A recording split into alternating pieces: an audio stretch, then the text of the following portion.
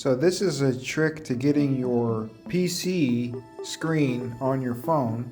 You need a couple things. You need a piece of hardware that captures the signal from an HDMI cable, and this converts the signal into a USB-C so that it can go inside of your phone that has a USB-C. You have to have a USB-C phone, obviously, unless you have some special adapter. So I'm going from out of the HDMI of the computer, which happens to have two HDMI outs, and then I'm going into this converter through HDMI in. There's also an additional HDMI out here, and from the converter, which is a video capture device, I'm going into the phone.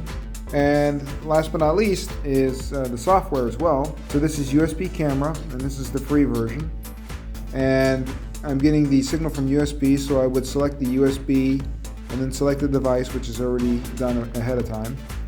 And then we can also toggle the video format settings, and mine's on the correct resolution already, but just to give you an example. So if you don't see a signal, there's a couple things you can try. First thing you need to do though is to set up how you want to project or duplicate the system. So you would press the Windows and the P, and it's going to give you this projection option. And so in this case I have duplicate, so everything you see here is going over here. And so if I play a short part of a video, you see the video over here as well as here. So that's the duplicate. And then of course we have to extend the PC. So if I extend it, we now have this option, so I can drag things over to that screen only if I wanted to do that. So we see this file is over here, but it's not over here. Kind of hard to see it there, but it's there. Let's go back here. And another thing you might need, if you don't have an HDMI out that you're working from, is one of these, which converts a HDMI and a VGA signal. So this cable has a VGA connector, so you go from your VGA out into this, and then from that to the HDMI converter, which is on this side. This is another cable you might need if your system only has a VGA output available. And then we also have an additional cable which is very important for this, which is this phone converter USB charging thing. Basically, this USB, let me get it to focus here. This USB cable connects to this converter, and it basically powers it for the HDMI signal. So when you plug it in, you'll see like a little light, and it's basically just a typical phone sort of jack. So you might need that as well to power this converter if you have to have an additional VGA conversion. So that's the gist of that.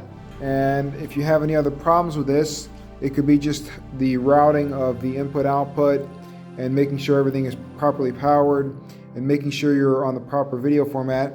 Alright, so once you need to record something, there's a couple different options available. So you have something that can do motion recording, which is cool. So I guess when anything moves on the screen, it's going to automatically capture it. Everything here has a lot of settings, so you can sort of adjust what you want to be able to do. But in this context, we're just talking about capturing the screen of the computer. So then another thing we can do, of course, which is most critical, is to record the screen. So we would press record, and it's going to keep recording until I deselect it, unless I have a pro version. This is the free version. We can take snapshots, you can do something called a live push, and you can also have an IP camera server feeding into this. There are, of course, additional things you can do with this. So then we would go ahead and stop that, and it asks to save it, and this is very important on this version.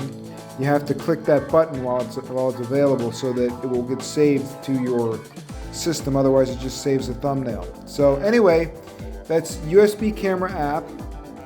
And then we have a video converter cable running to USB-C, HDMI cable, and you might need a backup VGA cable to convert from VGA to HDMI. One last thing they recommend is to use the safely eject button before removing any of the cables. And that's about it. Happy connecting.